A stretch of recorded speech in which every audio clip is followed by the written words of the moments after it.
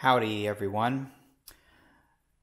So I am working on a few things here at once. The reason is I kind of got a little bit of a chicken and egg thing going here.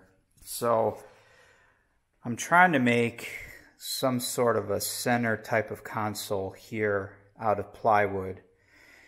And in order to do that, and in order to figure out how long I can make this piece and how tall I can make it, I need to have my fuel pump set up in place. And in order to figure out where that's going to be located, I have to have the fuel line hooked up to the valve. But the valve position is kind of dependent on the shape of the plywood. So what I've decided to do, as I had already showed you, I was working on this piece here, just getting it attached to the angle that's attached to the floor skin. I've got that located, and I've got it drilled, and I've got it clecoed in place. So now my base plate is where it's going to end up, and it's stationary. It can't move. From there, I made up my plywood piece here for my valve. This is the stock valve that comes with the kit, with the Vans kit. It's the stock valve. So I went ahead and I plumbed this line here as tight as I can get it to save space, so I can have this forward as far as I can get it. Now with the line made, that locates the pump. Now that the pump is located fore and aft, I can cut this down shorter. I can bring this down lower if I want, things of that nature. So now this piece is very thin and it's very flexible this way. This assembly has got a little bit of weight to it. So now I'm going to start working on reinforcing this to hold this and get the mounts for this figured out so I can screw this in place. And then I can go back and start working on my plywood. Or I can leave this like it is since it's attached here. This is not going to move. I can start working on the shape of this, which will help. I can determine the shape of this and make both sides, and then start getting this wood assembly solid and rigid and screwed in place or clecoed in place. And then I can come back and work on this. So I've got a few things going on at once. I've got the plywood stuff happening. I had some valve stuff happening. I had some line stuff going on. I had the pump assembly itself. I've got this base plate thing. It all goes together. I'm trying to get it to play nice, and I'm trying to work it a little bit at a time to get it to get the entire assembly together. The other thing that I need to be aware of is I have to be able to get to the fittings of this valve underneath here. So I need to make sure that this can come apart so I can take the pieces off and get in here with tools and work on stuff. So things of that nature. I have to make it mechanically friendly as I build it. So that's kind of where I am at the moment. I'm just muddling through it. I'm trying to figure it out as I go. As I work through this console forward fuel valve, fuel pump stuff, I'm also going to be fitting my trim cable for the elevator. And of course, as you see here, I've decided to go with the manual trim. But here's what I thought was interesting. Of course, this came with the kit. This came directly from Vans. It was in the it was in the fuselage kit. This is the manual control for the elevators. And here's the tag that's on this cable, and look what it says. It says right on the tag, right here at the bottom, it says not for aircraft use. I just thought that was mildly funny because this is what was given to me in the kit, but this specifically says not to use it on airplanes.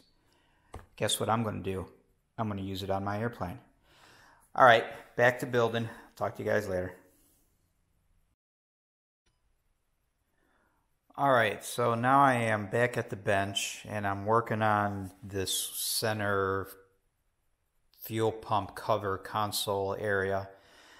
And what I'm working on now are basically just the bits and pieces that are going to make up the different areas that are going to hold the panel for the manual trim and the fuel selector valve, things like that. So what I've decided to do, like I said, this has to be mechanically friendly, so you have to be able to disassemble it to get to the fuel lines and to do maintenance and things like that. You have to be able to get to the fuel filter to replace it.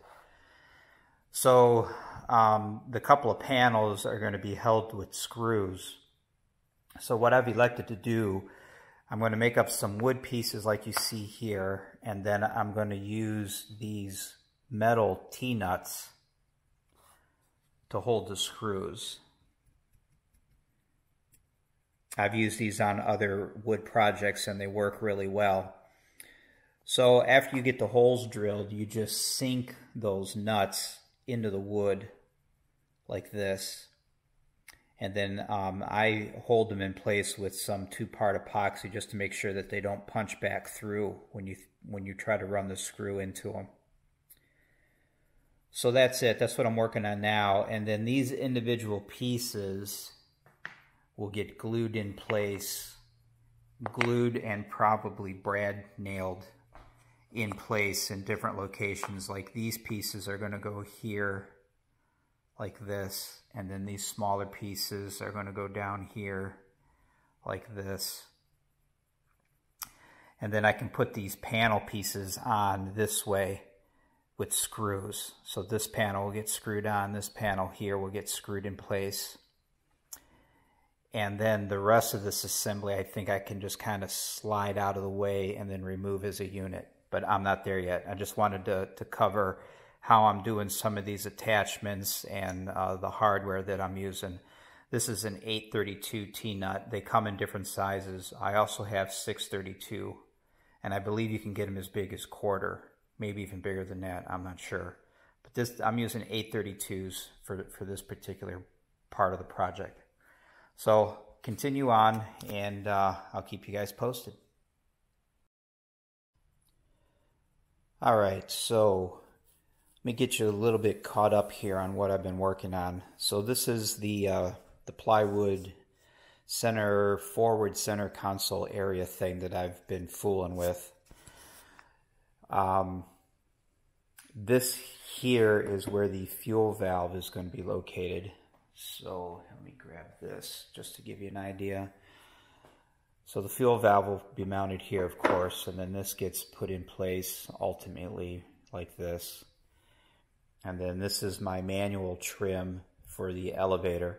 And you can see that I've got it offset from center. It's nice that it's ever so slightly closer to me. It's instead of being over here. Doesn't really matter. The main reason I moved it over is because I want to make use of this real estate here for a couple of other things. I'm not really sure what.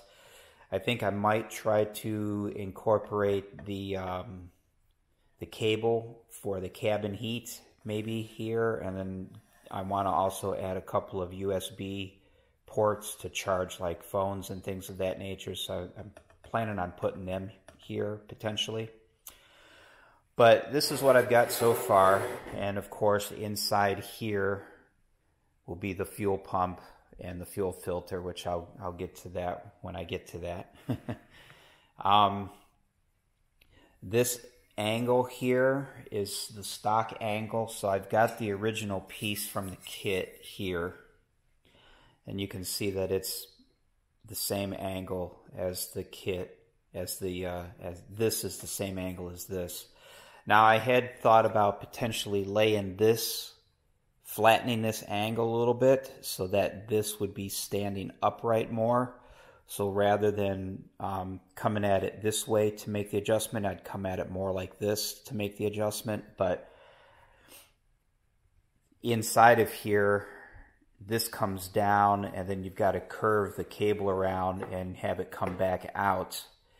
And if this is too straight, then you run out of room here to get that angle or to get that bend in it. So I just left it stock. I made it pretty much the same width. It's ever so slightly bigger in width.